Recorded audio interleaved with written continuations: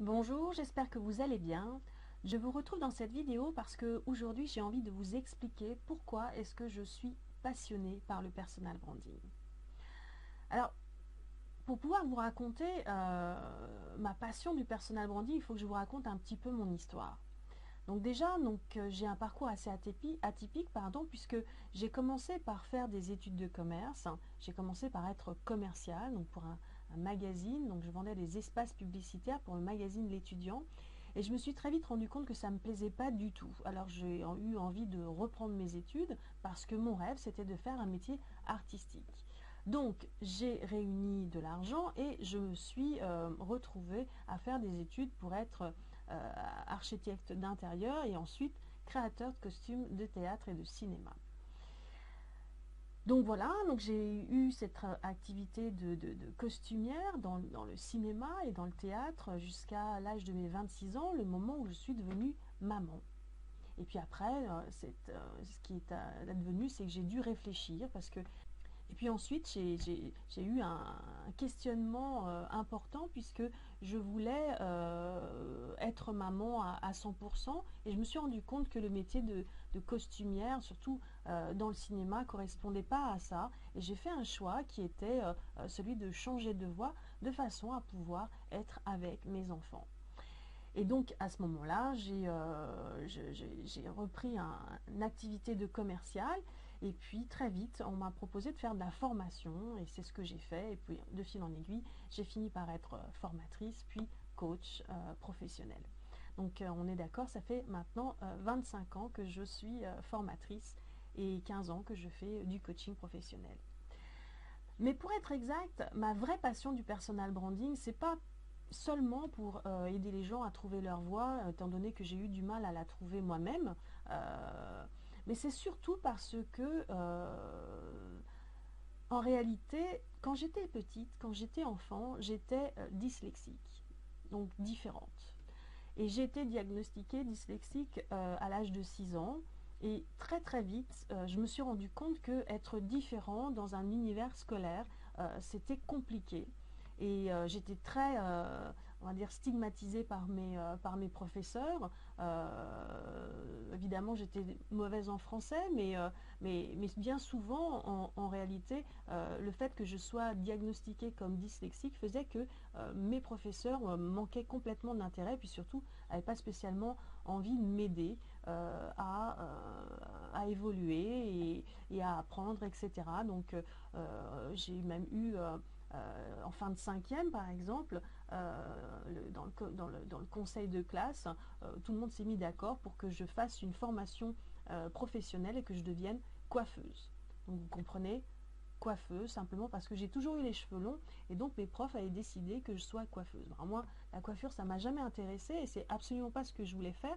Et puis surtout, euh, en réalité, même si j'avais des lacunes en français, même si j'avais des mauvaises notes, et puis pas seulement, j'avais des mauvaises notes dans d'autres matières, par exemple parce que j'avais eu une mémoire difficile, j'avais du mal à retenir les choses. Donc du coup, il fallait que je travaille beaucoup plus.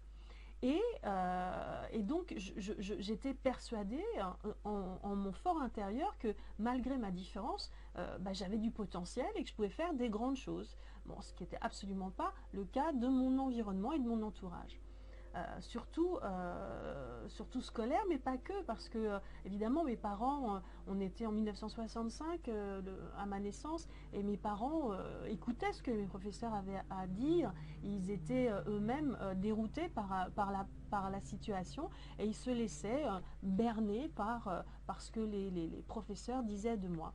Mais moi, dans mon fort intérieur, j'étais absolument persuadée que mon intelligence était différente des autres, mais qu'en même temps, elle avait une valeur. Et alors, je ne savais absolument pas quoi en faire, évidemment. Mais donc, par exemple, je vous ai dit que j'avais de grosses difficultés en français et que je faisais de grosses fautes d'orthographe. Mais il y a une chose qui était importante pour moi, c'est que j'adorais raconter des histoires. J'ai toujours adoré les histoires, j'ai toujours adoré les contes, j'ai toujours adoré le cinéma. Pour moi, même quand je suis face à une personne qui a une histoire à me raconter, qui me raconte sa vie, je suis passionnée parce que j'aime les histoires. Donc, ce qui veut dire que depuis que j'étais toute petite, j'essayais, de faire de mon mieux pour pallier à mon manque d'orthographe en racontant des histoires, en écrivant des histoires qui avaient du sens. Donc je faisais plein de recherches, je faisais plein de choses pour que ces histoires, elles soient intéressantes. Et puis malheureusement, je me retrouvais quand même avec un zéro parce que les professeurs ne lisaient pas mes histoires. Et se contentaient de dire que j'avais fait trop de fautes d'orthographe et ils allaient s'arrêter là. Mais moi, quand j'avais ma note, à chaque fois, je me disais, mais encore un prof qui ne sait pas lire. Donc c'était ma petite boutade à moi. Mais heureusement, en fait, heureusement que dans ma tête, j'étais intimement persuadée que ce que j'avais écrit, ça avait de la valeur au-delà des fautes d'orthographe. Parce que franchement, il n'y avait personne, à part moi, qui était capable de me dire ça à l'époque. Des fois, je me suis même demandé d'où elle me venait cette force, parce que il a fallu vraiment que je me batte pour oser exprimer ma différence et avoir l'audace d'aller plus loin. Alors juste pour la petite histoire, aujourd'hui je suis l'auteur de 3 livres et je suis en train d'en écrire 2 autres et je suis assez contente d'avoir traversé en fait tout ça parce que ma passion pour l'écriture, ma passion pour les histoires fait qu'à un moment donné ça a servi à quelque chose. Et puis surtout à quelque chose, pardon. Et puis surtout, je suis intimement persuadée qu'il n'y a quasiment aucun des professeurs qui m'ont mis allègrement des zéros ou souligné mes fautes d'orthographe en rouge qui a écrit une histoire dans sa vie. Alors on est d'accord, aujourd'hui j'écris des livres professionnels parce que c'est ce que j'ai pu mettre au service de mon activité, mais j'aime beaucoup et régulièrement j'écris des histoires que pour le moment je ne publie pas, mais peut-être qu'un jour je le ferai. Et c'est pas ça la question. La question c'est de savoir que l'important c'est de savoir que sa différence en réalité c'est une force. Et tout ça pour venir au fait que quand j'ai découvert le personal branding, c'est ce que le personal branding m'a permis de découvrir en moi. Parce qu'en faisant ce travail d'introspection sur moi, en identifiant qui j'étais, ma valeur ajoutée, en faisant le point sur ma vision, ma mission, mes valeurs, mes passions, et tout ça, et mes talents évidemment, j'ai failli oublier de parler de mes talents, parce qu'à l'époque, je pensais vraiment que j'en avais aucun, puisque personne m'avait dit que ça pouvait en être, puisque mes talents étaient contradictoires avec ce qu'on attendait de moi dans la réalité. Mais quoi qu'il en soit, le fait de faire le point sur tout ça, ça m'a permis de m'autoriser à être moi.